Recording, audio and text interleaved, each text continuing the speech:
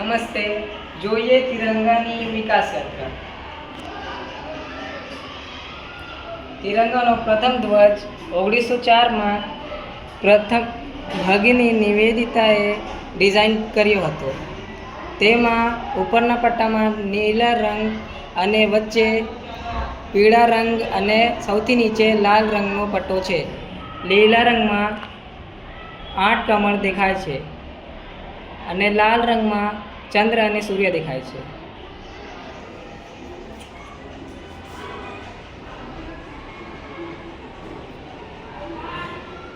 બીજો ધ્વજ 1907માં જર્મનીમાં સ્ટટગાર્ટ ખાતે ભીખાઈજી કામાએ ફરકાવ્યું હતું. તેમાં ઉપરના પટ્ટાના રંગ કેસરી અને વચ્ચે પીળો અને સૌથી નીચે લીલા રંગના પટ્ટો છે.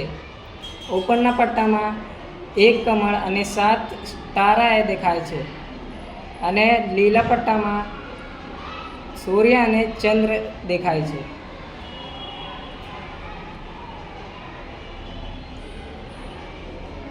તિરંગાનો ત્રીજો ધ્વજ 1917માં ડૉક્ટર એની બેસન્ટ લોકમાન્ય તિલક દ્વારા ફરકાવવામાં આવ્યો હતો.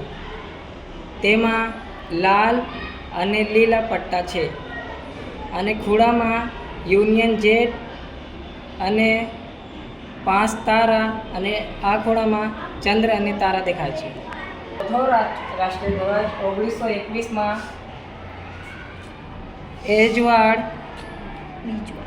બીજવાડા ભારતીય કોંગ્રેસ કમિટી દ્વારા રચના કરવામાં આવી. ઉપરના સફેદ પટ્ટા છે અને વચ્ચે લીલા અને નીચે લાલ રંગનો પટ્ટા છે.